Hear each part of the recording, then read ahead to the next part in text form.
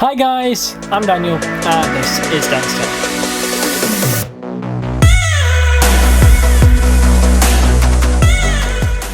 So in today's video, I have been requested by quite a few people actually on Twitter and the video itself about the EE Home Hub. So yes, this is something new that I've not done on this channel before, and that is to go back to something that I've videoed about or talked about on another video, and that is the EE Home Hub. Now, what do I mean by talking about it? Well, people wanted to know what was going on, if it was doing its duty well as a router or if I was still using it as a modem with a different router, and basically what's going on with it.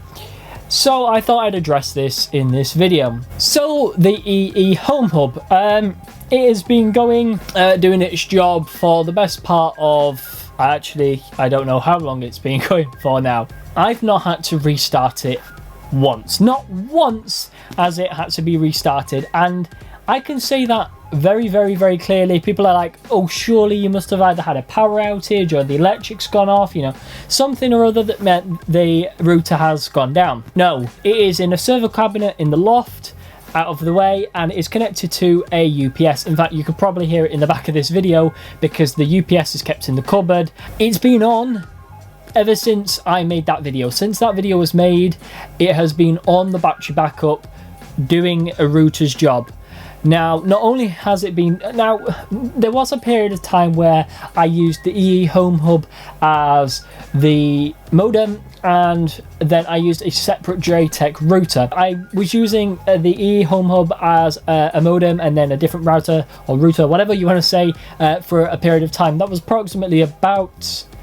I would like to say about 2 months before I decided that I wasn't getting any benefits, and I was just using more electric by having two things plugged in. Maybe not all that much more electric, maybe an extra 6 or 8 watts on the total power draw. You know, even as is, because it actually has to run all the network stuff and the surveillance cameras for this place when the power goes out, it means that, you know, it's under a lot of stress really, and I want as much runtime as possible on the network in the house.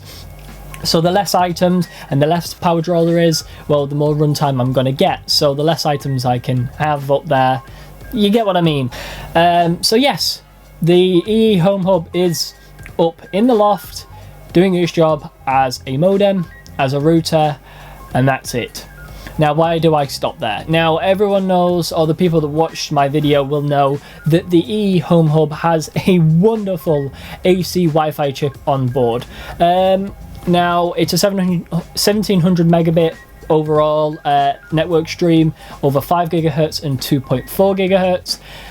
Now, I'm not using that, and the reason for it is I have an extremely high-end TP-Link enterprise grade access point, which covers my entire house a lot better, especially considering that the EE Home Hub is now in the loft in a network cabinet, and the network cabinet basically acts like a big Faraday cage.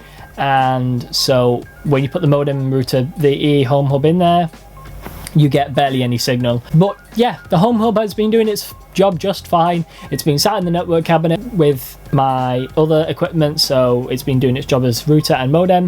The Wi-Fi has been disabled on it because it's just pointless it being enabled, and it's just talking over other equipment, not only in my house but my neighbours. And if I can free up some bandwidth for my neighbours, then I will do, because at the end of the day, even though there is only 16 houses in my neighbourhood, we are extremely close together.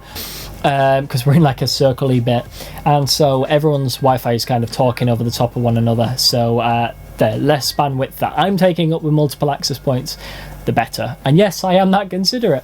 But yeah, the EE Home Hub has been doing just fine. It's been up in the loft. It's not really, I'm not, like I say, not really had any problems with it. It has got a bit warm, so I added a fan to the network cabinet up in there, and apart from that, it's just been doing its job totally fine.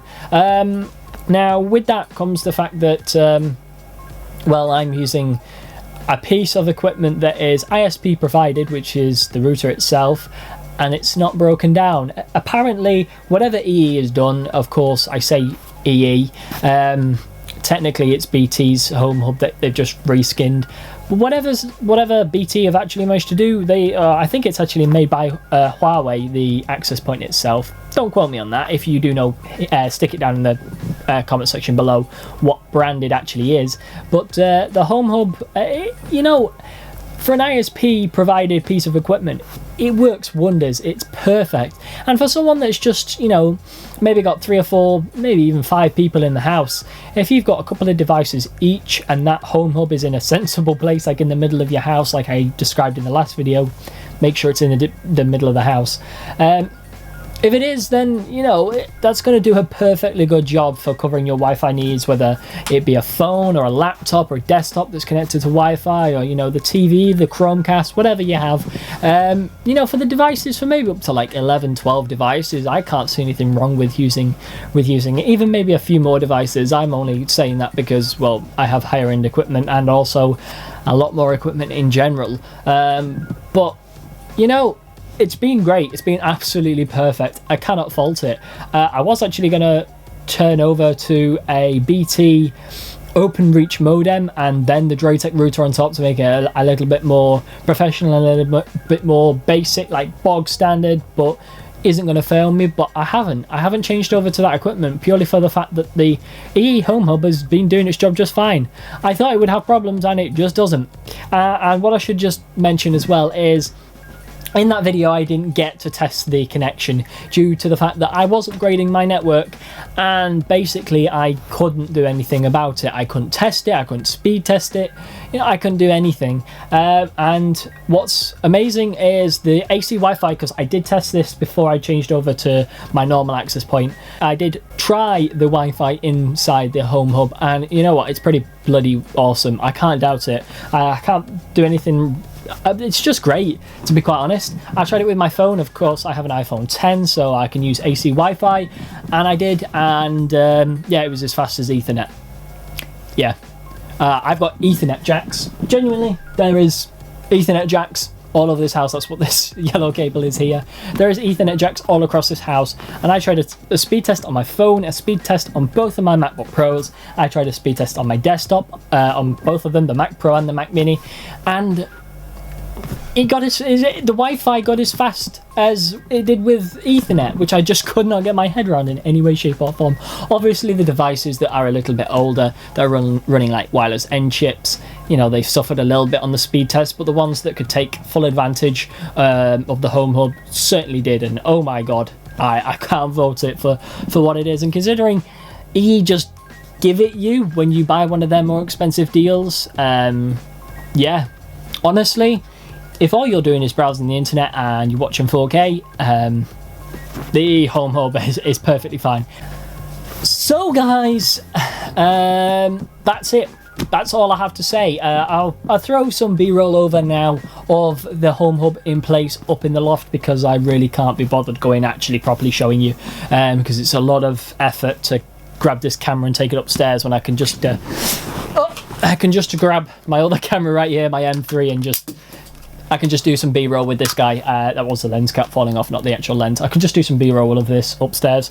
But yeah, if you have enjoyed the video, guys, I know this was only kind of a short one and a very, very talking head video, and I apologise for that. We're back to normal scheduling whenever I next upload a video. But if you have enjoyed the video, guys, please hit the thumbs up button. If you didn't like the video, then that button also exists. But if you did hit the dislike button, please tell me down in the comment section below.